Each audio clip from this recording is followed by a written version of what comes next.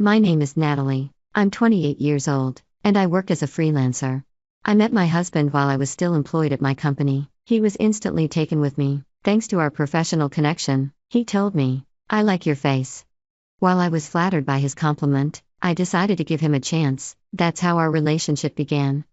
During our courtship, my husband was incredibly considerate and made every effort to make me happy. As our wedding approached, I decided to leave my job. Having spent my whole life in the corporate world, I finally pursued freelancing, which had always been my dream. It wasn't long before I realized that freelancing also came with its own set of demands.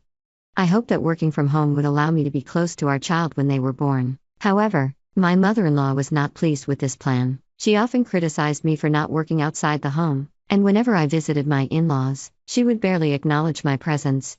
Fortunately, my father-in-law Alex was supportive. He would defend me, saying, "It takes a lot of skill to earn a living from home. Natalie is incredibly talented. She graduated from a prestigious university and worked for a major company. It's clear she knows what she's doing." But my mother-in-law would retort, "It's lazy of her to stay at home all the time while I'm still working part-time." To which Alex would reply, "I wouldn't say that. Natalie is working hard, isn't she?" And I would add, "I'm doing my best, though I don't know if I'm the best, but I'm certainly giving it my all." Humph. What does that mean? It was clear my mother-in-law was offended by the praise my father-in-law had given me. She scowled while my husband, standing next to her, was engrossed in a game on his smartphone. "Derek," my mother-in-law said in a haughty tone, "why did you marry someone like this? Natalie is your wife." "Well, what can I say? I like her face, and she handles the housework really well too." "Is that so? I don't think she's that attractive." Honestly, I thought I'd end up with someone less appealing since I didn't think anyone would look at me twice. "Oh, really, Derek? You could have had someone much more beautiful." "Well, she's also quite successful working from home." "In that case, I'll ask her to buy me a new bag." As they continued, my father-in-law's anger grew. "What are you saying? Aren't you ashamed of yourself? I don't understand why you're so dismissive of Natalie." "I have a lot of respect for Natalie, so don't judge me." "No, you don't. You won't even stand up for her. Do you enjoy hearing others belittle her? I'm furious." "Natalie, you don't need to listen to any of this." "Yes, thank you. If you want, you can just get a divorce. You don't even have kids yet." "What are you talking about? If you divorce, people will start spreading nasty rumors about you. You only care about yourselves. I've had enough." My father-in-law stormed off to his study, fuming. Meanwhile, my husband and mother-in-law continued their conversation, completely ignoring me. I was determined to return to my parents' house as soon as possible. Eventually, I decided to confront my husband about my feelings. "I'm not going to your parents' house just to be ignored." "She's not ignoring you, you're just being paranoid. She's your mother. She constantly complains about my work and grumbles to you about me. Are you saying you don't respect my parents?" "Exactly." "Well, I don't have much respect for your mother, just for my father-in-law." "What? Your father always supports me, but you and your mother-in-law are always belittling me." "That's not true, you're just imagining things." At that moment, I was ready to divorce him and go back to my parents' house. When he realized this, he shouted, "I won't let you divorce me. You're not going back to your parents' house." I felt like he had lost all respect for me. If he was so interested in someone more attractive, then why wouldn't he just agree to a divorce? "If you think you'd be happier with someone else, then let's get a divorce." Every time my mother complains about me, you don't just side with her, you actually support her. One slow day at work, I decided to go to City Hall and pick up the divorce papers. I filled out my portion as soon as I got home and called my parents. They were outraged when they heard about the things my husband and mother-in-law had said. "I didn't raise you to treat her like this," they said sternly. When my husband came home from work, I handed him the completed divorce papers. "Fill these out quickly. I want to finalize the divorce immediately." "What are you doing? Why are you acting like this? Are you having a breakdown?" What are you talking about? I don't even know why I'm with you." "I care about you. All I ever do is think about you, Natalie." All I could reply was, "You're lying," because I had recently discovered my husband's infidelity. While brushing my teeth one morning, I noticed he'd left his phone in the dressing room. Though I didn't intend to snoop, I happened to see a message. "I want to make out with you again. Your kiss was so good it made me feel like a god." The message was so disturbing that it made my skin crawl. Fearing exposure if I forwarded the message, I instead took a screenshot and airdropped it to my phone. I then used a credit agency to investigate further, uncovering that my husband was involved with several young women at work, under 30, tall, and attractive. His behavior was despicable. I was seething with anger, but I knew that confronting him with divorce papers might only lead to him ignoring them again. So, I decided to return to my parents' house to handle the divorce proceedings more effectively. On a Saturday, my husband suggested we visit my in-laws again. My mother-in-law just ignores me anyway. I really don't want to go. My mom wants us to visit today. Oh, really? Yeah, come on, don't be like that, just get ready. I love getting ready just to be ignored. Nobody's ignoring you, it's all in your head. At least I can talk to your father, he's very kind. What's that supposed to mean? Are you saying my mom's a bad person? I'm sorry, but that's how I feel.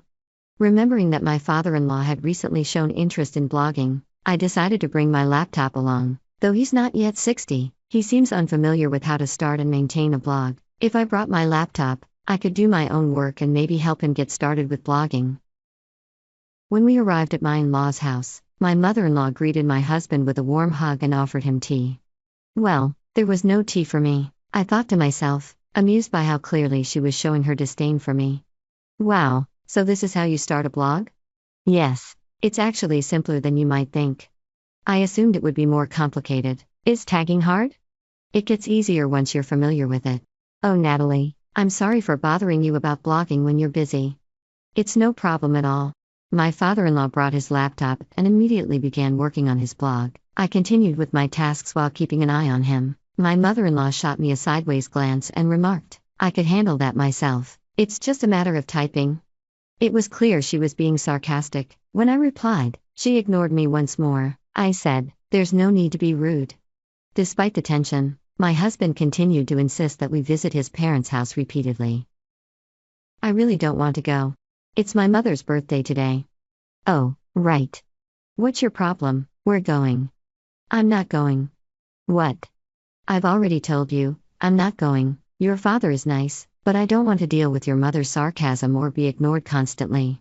What on earth? You're completely unreasonable. You're the one who's out of line. What's wrong with you? You're a terrible wife. Maybe you should be the one to leave. In a sudden burst of anger, my husband stormed out of the house. I quickly packed my things into an overnight bag. He was eager to leave for his parents' house, and since he had always thwarted my attempts to return to my own parents, this was my chance to get away. Does he not care about me at all? Is he avoiding divorce because he's worried about family shame or feeling guilty about the affair? Either way, it doesn't matter. I'm determined to secure a substantial alimony payment from him.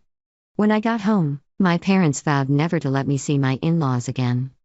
Then, when I told them about my husband's affair, they were furious and their faces turned red. I can't believe he turned out to be such a terrible person.